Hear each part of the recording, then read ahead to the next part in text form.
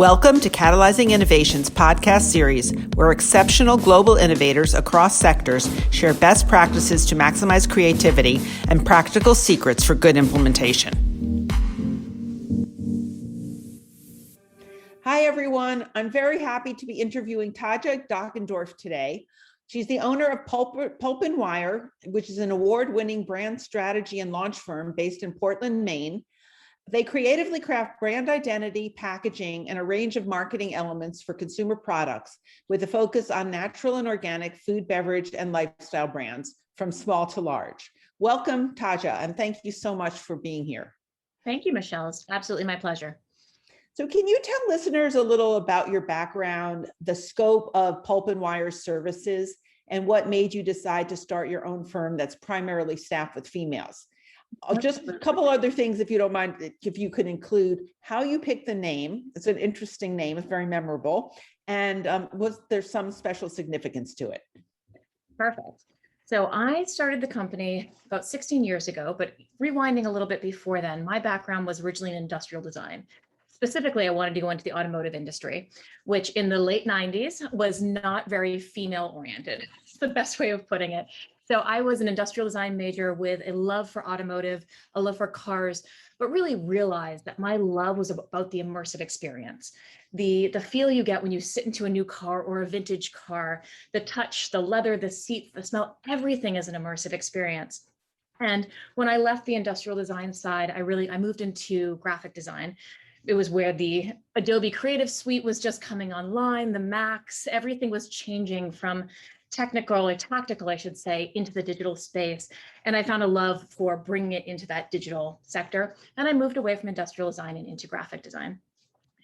From there, over years of working on the agency side in both Boston and New York, my love was not only being a creative, but also strategy and being with the client and being able to be both a strategist and an account manager and do the creative and hear from the client in a full 360 sensibility.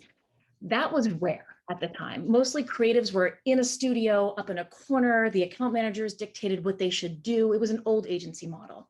After being in that for 5 years, I really realized as an art director, there was more that I could give to the client if I could be client facing, if I could be in front of them, if we could talk about the strategy, the creative, and how everything works together and how everything innovates together. So I chose to break out on my own. I had some wonderful mentors in the print and design side who were willing to send me clients and refer me. And that's really how I grew, was through word of mouth and referral. From there, my company has grown over the last 16 years, but what hasn't changed is still my love for that immersive experience. So what I did bring with me from the industrial design side that we now really focus on today is our focus in the CPG, consumer packaged goods space, and how everything is still an immersive experience, even more so today when the online and digital, but still the experience you have when you touch a package or a brand, the feel, the texture, the 360, those little moments you can have with a brand when it hits your doorstep and it comes into your home from the grocery store, all of those are same of that same immersive experience I loved on the industrial design side that we still do today. My company, being made up of female, was not a one on purpose. As being a female-owned and founded company, that in and of itself was a rarity, but truthfully, the right women showed up at the right time with the right resumes for what I needed. And that my first intern is now my design director and has been with me for a very long period of time. It's really about the right people at the right time, and then making sure that you're creating a culture in which everyone can grow and feel good and have the space to level up in their roles as well. So that's always been a big part for me, even coming as a designer, is the culture in which we create in the office environment. And I do think that attracts more women who have families, who want to have a career, who want to have it all. Let's see, what else have I missed from your question? I'm just curious, the name Pulp and Wire. Oh, Pulp and Wire. What's behind that? So way back when, the name used to be a namesake. So T-Doc Creative, it had my name on it. It was kind of like that early startup. I've got to call my company something. So it was a namesake. After about 3 years, I moved locations. I had been in an old mill in a big space, and I moved right downtown into the center of the old port in Portland. And my studio is right at street level. We're in an old retail space, very visible. And I realized the company wasn't about me. It's really about the team. It's about the relationships we have with our brands. And I didn't want to take that name with me because I didn't want it to be my name on all the windows.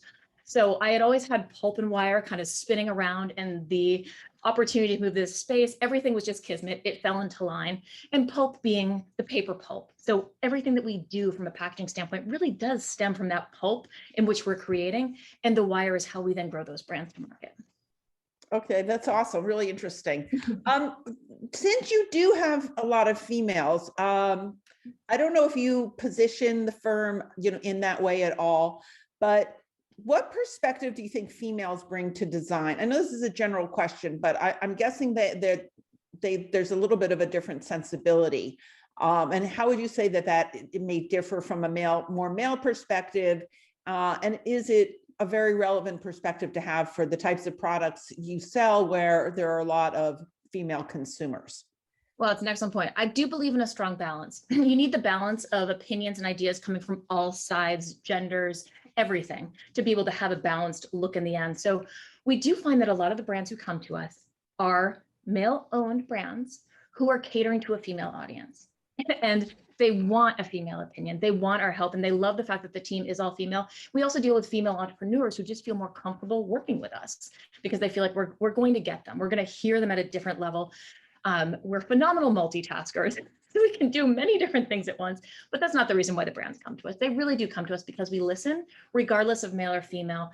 We are really thinking about who that brand is, who their target audience is, and crafting packaging and designs that are really going to cater to our end consumer. So I do think women have a wonderful ability to think in a full 360 mindset, but we also have experience of having children. We have experience about maybe being the main ones who are shopping for the family, or the ones who are home, or the ones who are buying and making the buying decisions on the family's behalf. So when it comes to a creative standpoint, for us to really understand what's making our consumer tick, we are the consumer. And a lot of our brands see that as a real value point because we are the market testers. We are the market research in many degrees. And we stem from Gen Z up to Boomer, which is wonderful because it allows us to have a full view of all different generations as well. Okay, so in terms of innovation, it's a very overused word in many senses, but I think everybody wants their brand identity and packaging to stand out, get noticed, resonate with consumers. And in some ways, innovation to me is doing things differently and more effectively. But from your standpoint, what makes design work innovative? And when you work with clients, is that a paramount sort of objective, or it just fall into place after you fully understand the client's objectives? Do you strive to be there? In the old days, there were ad agencies that would aim to, win awards. The awards didn't necessarily mean that the product would sell more, but just on balance, I think everybody talks about innovation constantly. And I think there's pressure to be new and different in your category. And it could be in terms of graphics, it could be in terms of functionality or, sustainability or whatever. But can you just talk about, I don't know if it's pressure that you face, but what clients kind of come to you when they want the most amazing packaging? They do. So I strive to win the client and the consumer, and not the awards, because I really do feel if you can hit those two pieces, that's the win. And sometimes it might not be the most innovative packaging that wins over the consumer and the client. And that is okay too, because it could be something that's then leading a channel that is in fact innovative because you're not trying to be innovative. So we see a resurgence right now of the 70s. There's a retroification that is happening where we're going back in time to innovate, to look forward, because it was a simpler time then. Things seemed easier, more natural, and that is what we are all striving for right now in 2021. So innovation is not always about trying to think up what the next new thing is going to be, but really looking at the past, hearing from the client, understanding who their target audience is, and then putting all these puzzle pieces together so that we can figure out what is going to make sense in the market when it hits. Well, how is it going to look different? Because you don't want to be a Me Too brand. That's also another piece. We don't want to create something that looks like somebody else on the shelf. We want to create something that at the end of the day feels authentic to the client. It is their baby at the end of the day, and they need to be able to go out there and run with it and own it. But we also want something that's going to jump off the shelf to the consumer in a different way. And sometimes it's looking at, have we skewed the pendulum swing? Are we too, clean and austere on the shelf? Do we need a bright punch of color? Is it bringing back a generation that seemed simpler and more honest and intrinsic and transparent? But innovation comes in many different forms. It's kind of my roundabout way of saying it. I like to find innovation in the packaging side in a sustainable way, in a way that makes someone go, oh, interesting. I wouldn't have thought about that. And it could be a die cut. It could be a finishing treatment. It could be a new material for paperboard for the packaging, or it could be the innovation of what is inside that bag. So the innovation sometimes comes from the client. Mm-hmm. And the packaging might not be innovative, but what's inside the bag is. So we have to find a way of bringing that amazing product to life in maybe a package that the consumers are already comfortable with. Because what we do find, specifically in the CPG space, it is wonderful to innovate and be different. But sometimes consumers don't want that. Sometimes they want something that they're familiar with. They want a box of crackers. They want a bag of potato chips. But what they also want is the innovation inside the bag. So we look at those two. Lots of Q&A that happens with the client, understanding the target audience, how we're going to reach them, their buying behaviors, what else they're buying. And then we look for those opportunities to be different and be unique within the space. No, that's great. So I think it's fascinating. I keep hearing about the resurgence of the 70s. The senior editor of The Atlantic just wrote a book about the year 1974, which was evidently very pivotal in terms of entertainment and culture. But how do you, identify these trends? There's so many different places you can look to, but when do you know a trend is a trend? How far in advance, and how do you factor that into work? Because I imagine it's relevant, obviously, for everybody in your firm that's working with clients. Well, the goal is to find the trend before it's a trend. So it's kind of sniffing it out and being very intuitive into where things are going. We've seen this punch of bright color and neon again. You're seeing, the 80s having that warmth of nostalgia coming back along with the 70s. It's about looking for the little opportunities within what is trending right now to say, how can we now take it to the next level? So it's tough. It's always being aware. It's watching, it's listening, it's hearing, and it's waiting for those moments of inspiration also, or those moments in the shower or in the car that make you go, oh, okay, this could be interesting. I need to think more about this and see how I can bring this idea to life. So do individuals in the firm do this on their own, or do you have like sessions where you share what you're seeing with each other, or both? Both. Yeah. So we do a lot of, like I said, we do a lot of Q&A up front, and then we create full vision boards for the brands. And we do those internally where we're coming up with ideas. We're pulling inspiration from all over. Pinterest is a wonderful tool for this, as is Instagram, as is just the internet. So we're pulling ideas and colors, textures, art, architecture, vehicles, anything that is exciting to our creative mindset. And then we come together and we really bring them together into a vision. It's like, okay, how could all these pieces work as a master vision that we can then run with to create a look that's going to feel unique, but also align with who this brand is, both ethically, with their product, and who it is that they're trying to reach. Great. Okay, so that leads me to my next question, which is the type of content included in the client's brief a factor in getting the best work and giving the team a full perspective of what the client needs? And related to that, what makes a good client? No matter what agency you talk, they can be design agencies, strategy agencies, traditional advertising agencies. Some of them always think there's good clients and there's not so great clients. And some clients really put a damper on the work, and others really inspire you to do your best work. So is there anything in terms of the way the clients brief you and partner with you that help the agency kind of be motivated and inspired to do great work? Yeah, so just because I've been working in the CPG space for so long and kind of the food sector, I love innovating when it comes to new product development. So we work with brands who are international brands who just need help launching a new product. And we work with incubator brands who are brand new, who are going to push to market. And we love that opportunity to get to really work with them and help them think through who they're going to be and how they could be even better and how they could be more unique also. So I'm kind of losing track of exactly what the question was. We No, work. so what kind of briefs do you like that help you do the best work? Like, because I find that you need to partner with your creative agencies and they need to understand, the situation. If you're launching, if you're being attacked, what's going on with the brand, what's going on with the competitors. So just in terms of how clients brief you, number one, what enables you to do the best work? And then what just interaction through the process, what makes a great client, that helps you do the best work, be inspired? So the creative agency needs to know how to ask the right questions. They can't just assume that the client is going to come to them with all the answers. That's the biggest mistake right there. Okay, that's great. Yeah. That's the most important part. Great insight.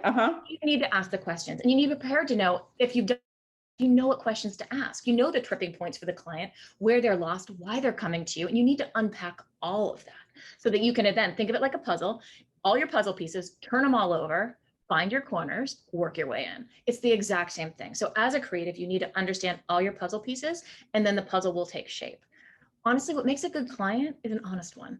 And that's what I've found is we are a team, and we really do think of our brands as family. We want to see them be successful. We want to see them grow, and we want to be there for their growth. But you can't have a good relationship if you're not honest with each other. And if something's not working, talk about it. And as a designer, don't get upset if it's not working. Look at that as an opportunity for change and to pivot and to find a solution. And that is one thing I really do teach my team, is to be very solution oriented, not reactionary. I mean, it's okay to be reactionary from time to time, but really it's about the solution at the end of the day and how you find that solution. What matters. That is why so many of our clients are referral and word of mouth, and we have long-term client retention, is because we have those conversations. I want to get to the bottom of what's not working, because if you have a bad client, chances are they also think you're a bad designer. I hate to say it, but it's a two-way street. Usually when you sense tension on one side, they're feeling the same tension on their side. So just kind of basic psychology.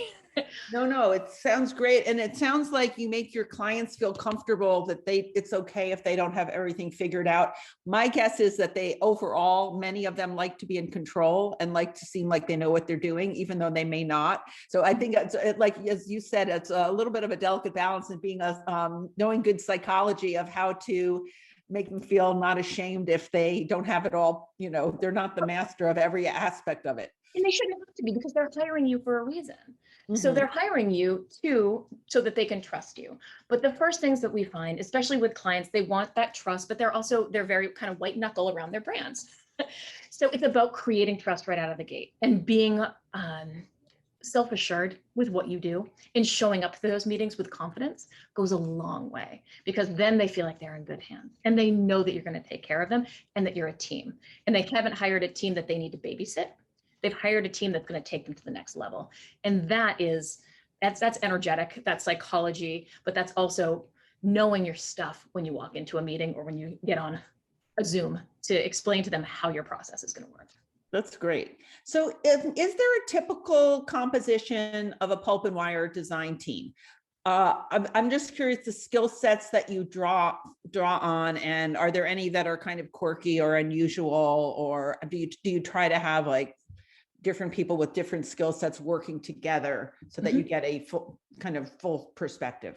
Absolutely. So I kind of hand cull each team for each brand, and that starts at the top. So as we're closing business, my managing director and I will look at it and say, who's the right account manager, personality wise and experience wise, to work with this brand? Who are they really going to connect with? Because that's an incredibly important part right out of the gate, is the brand manager who's going to be working closely with this brand on kind of the day-to-day, making sure that they connect. And then from there, I have two design directors, who's going to be the right fit for what this brand is, where they're looking to go in their experience. I'm pretty much on every brand as creative director. So I love what I do. I could not remove myself from that. And I love the creative as my background. So strategy and creative direction is where I sit within that team, but really rely on my design directors to manage the team of creatives and designers underneath them, in which I handpick, knowing the brand, being part of that early Q&A with the brand itself. I can understand, these are the right designers for you. And maybe I'll throw one in that's kind of like a little bit of a wild card, because I'd love to see what they could do on behalf of this brand. So each team is hand-culled specific to the client, which I really do feel is what makes a successful team. If you just had the one-size-fits-all, or you throw them into a team that's constantly working together, that can be tough, because they can lose their creative juices, if you will. I find that by mixing up the teams and allowing the creatives to work with different creatives throughout the process, they're able to work off each other in a different way and see new ideas and learn from each other. Yeah. No, it's interesting. Different combinations of people, they bring different perspectives and they bring out ideas. Just it's fascinating getting different groups of people together and seeing, how they come up, the types of things that they come up with. But anyway, okay. So part of the purpose of this podcast series is to help companies innovate in different ways to get insights in the process. So I'm just curious if there's any general type of ideation that you do to come up with solutions. Do you have a checklist for packaging, for example, looking at graphics, materials, size, shape, color, orientation, recyclability? Is there any unique aspect to your ideation process? Oh my goodness. I would hate to say no, there's nothing unique to it, because I think I do it on such a daily basis. I don't find it to be unique, but I think it is in how we assess and address each client's needs differently. So we have some brands who are like very eco-friendly. I want no glue on my packaging. We need to use labeling that can easily come off glass for recyclability. So we're always thinking through that piece, not only just the creative, but how the end result is going to affect not only the client, but their consumers and the world overall. So other brands, maybe they're less concerned about being eco-friendly, but they're really concerned with having a high touch, high elegant product. Then we need to think a bit differently as to how we're going to achieve that. I love die cuts and fun shapes and being able to think differently. However, you have to also think in the same box that if you've got a shelf set and they're all squares and your client's used to being a certain size, do they have to reset their whole shelf? And does that hurt them down the road?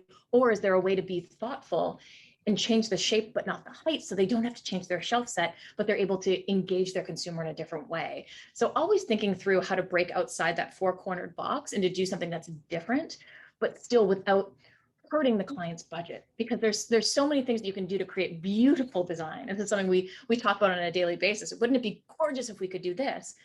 Well, yes, it would, but that's going to blow the client's budget. It doesn't make sense. Their COGS are going to be through the window. So we have to be mindful of all of those pieces.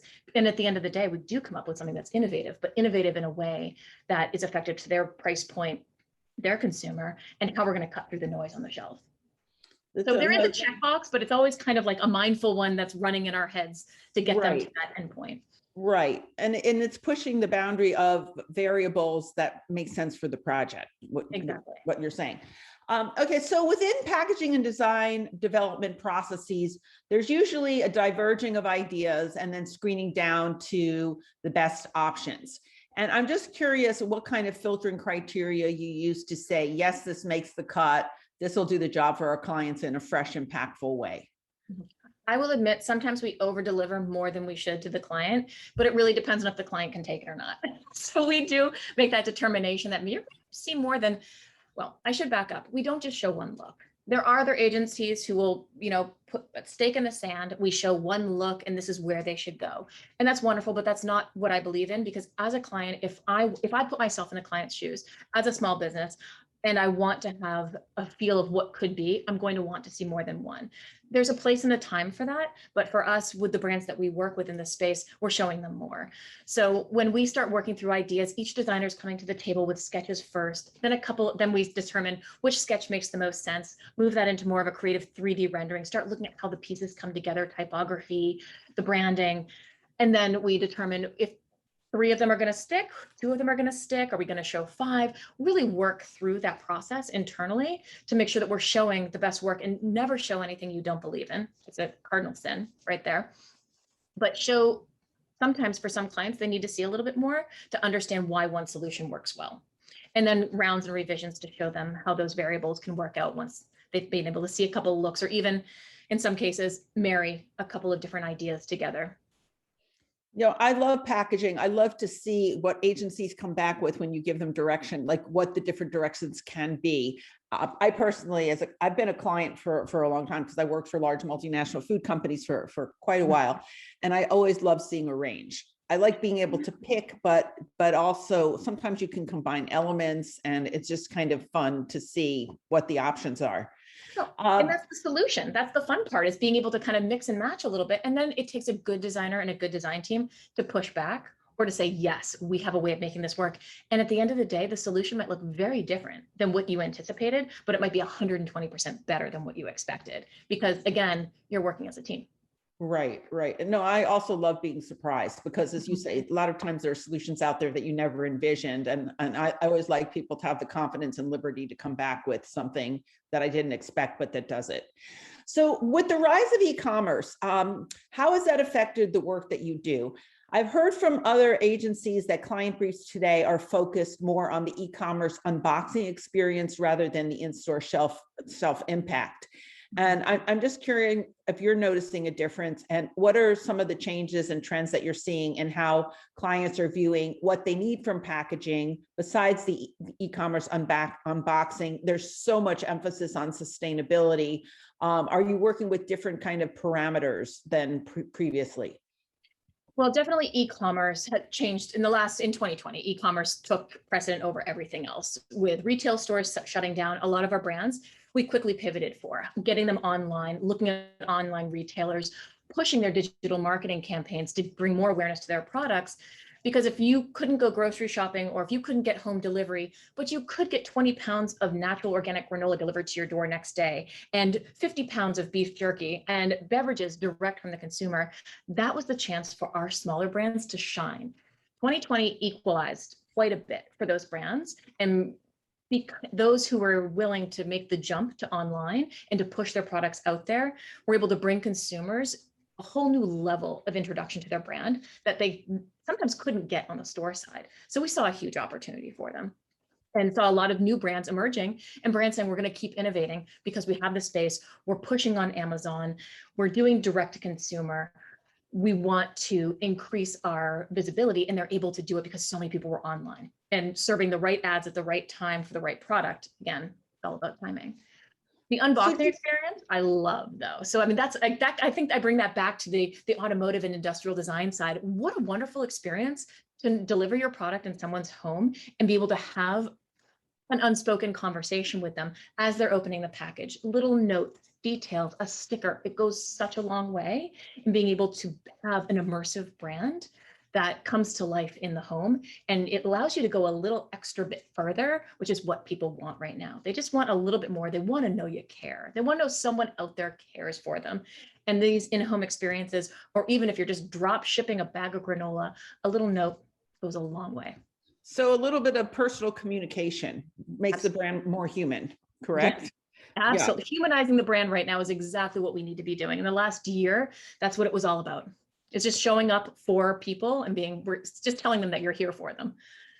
It's interesting. Something I've been wondering is if it's harder to get discovered if you're a small brand, since so much shopping is now online.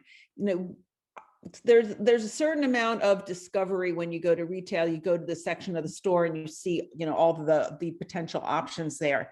And I know a lot of people like established brands, Chef Boyardee, pasta, a lot of this brands that people have been comfort brands that they've known their whole lifetime have been doing extremely well because they come to mind so readily, and they're just kind of comfort foods. So I've just been wondering if it's harder for small brands to get discovered in this environment.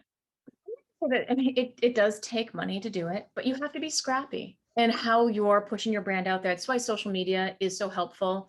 You know, opportunities with TikTok and influencers and cross promotions with other brands. So if you're a small brand, you're able to do a cross promotion with maybe a slightly larger brand or a medium-sized brand and do a giveaway with them. What a wonderful way to now get in front of their audience. So for us, it was about how do we utilize the brands we know, the ones we like, or reach out to brands who we think would be a wonderful complement to our brand to do cross promotions, to do giveaways, to do ways in which we can create a community of multiple brands in which we're all activating off each other's following. Then you start to get seen. Then someone's more willing to go to Amazon and try and find you, or go to your website, and they've heard their other friends talking about it, or they're sharing their content. They're more willing to convert. You have that opportunity to then, you know, find the purchase behavior and practice for those brands. Mm-hmm. No, that's great. So just for my last question, what are some of the projects you've been most proud of that you think are breakthrough and have given your clients a competitive advantage? or the packaging and brand identity really helps them stand out for all the right reasons? Oh, Michelle, that's a tough question. It's like asking which child's your favorite. I know, but just a few, because I want the listeners to be able to envision a little bit about what an innovation looks like. Oh, so we see a lot of innovation in cannabis right now. Again, more noise, but it's that I still think of cannabis as it's the Wild West. It's like anything goes, any creative goes. You can be as crazy as you want and it doesn't matter, which is different than your standard CPG for food and beverage. It's a little bit safer. The ones that stand out for me personally, because I'm so involved in the strategy and sometimes in the presentation, are the ones that within the first round, the client or the president of the company looks at it and says, that's the one.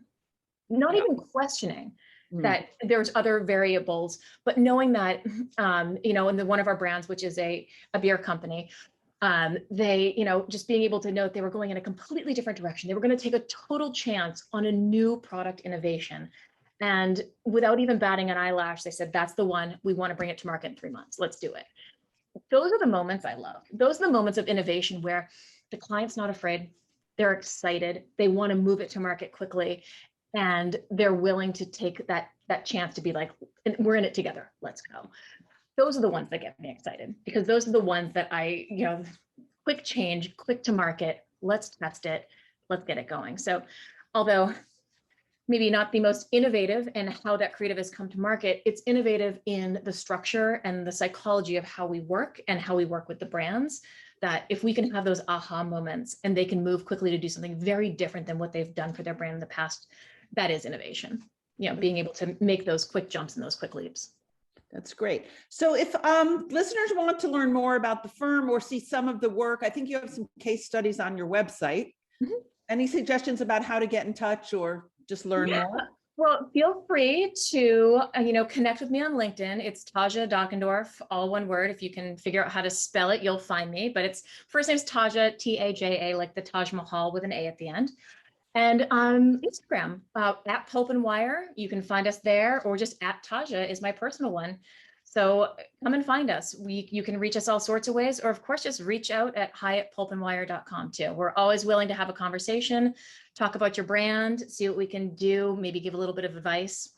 We love working with emerging brands and established brands. And as you can probably tell, it's not work for me. It's a passion. No, that's great. Definitely, I can tell it's a passion. It's really wonderful. You're so articulate and you get so much joy out of doing the process of doing what you're doing and bringing solutions to clients. So I think it's really wonderful. Thank you so much. Really appreciate it. Thank you, Michelle. My pleasure.